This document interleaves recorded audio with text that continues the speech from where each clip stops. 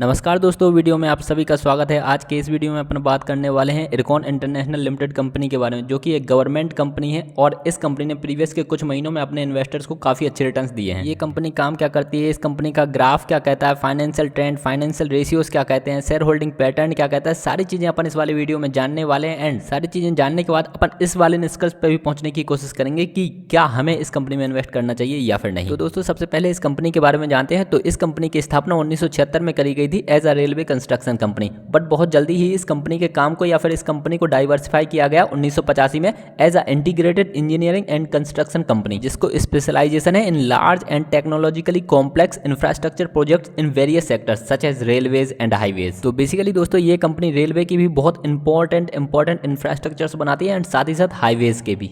ये company project management consultancy से लेकर के इंजीनियरिंग, प्रोक्योरमेंट एंड कंस्ट्रक्शन तक के सारे काम करती है। इस कंपनी का रेवेन्यू रेलवे सेक्टर से लगभग 94% एंड हाईवे सेक्टर से लगभग 5 से 6% के आसपास आता है।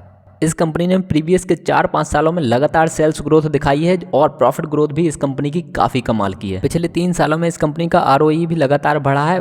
पिछले साल इस कंपनी का ROE मतलब रिटर्न ऑन इक्विटी लगभग 15% रहा है। अगर दोस्तों आप इस कंपनी का ROCE देखेंगे तो वो साल साल बढ़ा है। हालांकि पिछले साल जरूर थोड़ा सा कम हुआ, बट ओवरऑल ROCE आप देखोगे तो उसमें काफ़ी अच्छी ग्रोथ देखने को मिली है। एंड पिछले साल देखोगे अगर आप ROCE तो इस कंपनी का लगभग 21.89% रहा है, जो कि ऑफकोर्स काफ़ी बढ़िया है। इसका सिंपल सा मतलब ये निकलता है कि अगर कोई कंपनी 100 रुपये खर्च कर रही है तो उस 100 रुपये के खर्च पर वो कंपनी कितना रिटर्न बना पा रही है। तो ये कंपनी बेसिकली 100 रुपये खर्च करके लगभग 121.89 रुपये बना पा रही है, जो कि काफ़ी अच्छा अमाउंट है। अगर दोस्तों कैश देखें इस कंपनी के पास तो लगभग 4,785 करोड़ के आसपास है आज की डेट में, और डेट इस कंपनी के ऊपर बिल्कुल जीरो है, जो कि ऑफकोर्स एक और बहुत ही ज़्यादा पॉजिटिव चीज़ है। इसके अलावा दोस्तों इस कंपनी का आज की डेट में मार्केट कैपिटलाइजेशन लगभग 21,000 करोड़ है, और जबकि इंटरप्राइज वैल्यू देखोगे ना तो वो लगभग 16,000 करोड़ के आसपास है, जो कि एक और पॉजिटिव चीज़ है। इंटरप्राइज वैल्यू दोस्तों काफ़ी ज़्यादा इंपॉर्टेंट चीज़ होती है, वो मैं आप लोगों को एक एग्जांपल से समझा देता हूँ। मान के चलो आपको इस कंपनी को खरीदना है, अगर पूरा का पूरा खरीदना है तो आप लोगों को 21,514.30 करोड़ रुपए देने पड़ेंगे। और वहीं दोस्तों जैसे ही आप वो कंपनी खरीद लेते हो और वहाँ पर आप लोगों को लगभग 5,000 करोड़ रुपए डले मिल जाएं, तो बेसिकली वो कंपनी आप लोगों को कितने की पड़ी, वो एक्चुअली में वो कंपनी तो आप लोगों को लगभग 16,000 करोड़ के आसपास की पड़ी ना, क्योंकि 5,000 करोड़ तो आप लोगों को सीधे सीधे मिल गए। तो एंटरप्राइज वैल्यू बेसिकली यही होती है।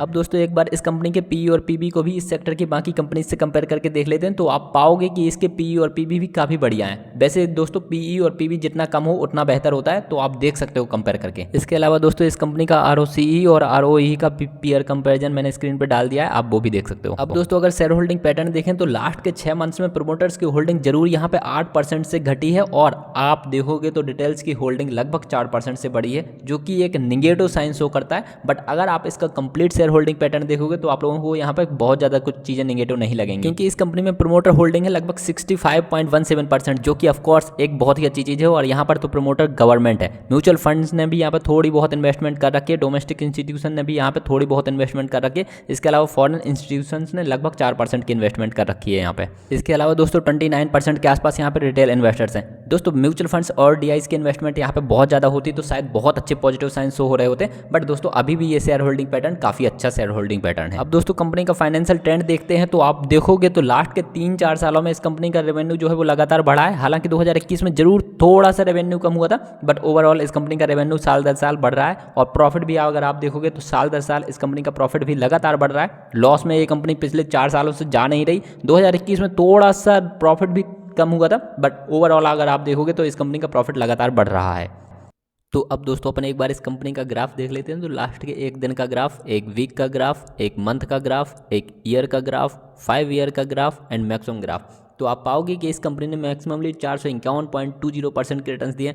लास्ट के 5 सालों में इस कंपनी ने 494% के रिटर्न्स दिए हैं। लास्ट के 1 ईयर में इस कंपनी ने मेन रिटर्न्स दिए 339.90। यहाँ पर दोस्तों आप ग्राफ के अकॉर्डिंग काफ़ी आसानी से अंदाजा लगा पाओगे कि लास्ट के 2 से 3 सालों में इस कंपनी ने बहुत अच्छे रिटर्न्स दिए हैं, और जब ये कंपनी प्राइस अप करके ऊपर जाती है तो उसके बाद ये कंपनी बहुत ज़्यादा डाउन नहीं आती। इसका मतलब कंटिन्यूअस ग्राफ ये कंपनी बना रही है। तो बेसिकली दोस्तों अब सारे इंपॉर्टेंट चीज़ जानने के बाद मैं तो इसकी निष्कर्ष पे पहुँच पा रहा हूँ कि इस कंपनी में डेफिनेटली पैसा लगाना एक काफ़ी पॉजिटिव सौदा हो सकता है, एंड ये कंपनी रिटर्न्स बना करके दे सकती है। बट फिर भी दोस्तों मैं बिल्कुल भी रिकमेंड नहीं करूंगा आपको कि आप इस कंपनी में पैसा लगाओ या फिर ना लगाओ। ये वीडियो ऑफकोर्स आप लोगों के नॉलेज पर्पज के लिए था। कि आप लोग अगर इन्वेस्टमेंट करना चाहते हो तो उसमें डिसीजन मेकिंग में ये वीडियो कहीं ना कहीं आपकी हेल्प करे। मैं सिंपली अपना बता देता हूँ मैं क्या करने वाला हूँ। मैं डेफिनेटली इस कंपनी में इन्वेस्ट करने वाला हूँ और ऑलरेडी मैंने कर रखा है। मैं इस कंपनी के बारे में एक्सपेक्ट करता हूँ कि ये कंपनी 20 से 25% कभी भी करेक्ट हो सकती है, तो उतना लॉस में झेलने के लिए बिल्कुल तैयार हूँ। एंड मैं एक्सपेक्ट कर रहा हूँ कि ये कंपनी मुझे आगे आने वाले सालों में लगभग 50% के आसपास का रिटर्न देती रहेगी। फाइनली दोस्तों एक बार फिर से मैं क्लियर कर देता हूँ कि इस वीडियो के माध्यम से रिकमेंडेशन देना मेरा बिल्कुल भी पर्पज नहीं था, तो आप बिल्कुल भी इस चीज़ को रिकमेंडेशन मत मानिए। आई होप आप लोगों को इस वीडियो में दी हुई जानकारी पसंद आई होगी। इसके अलावा दोस्तों और कंपनीज के बारे में इंपॉर्टेंट वीडियोस आप लोगों को एंड स्क्रीन में मिल जाएंगे। अपन मिलेंगे अगले वीडियो में। आप लोग अपना ध्यान रखिए। Bye bye, take care.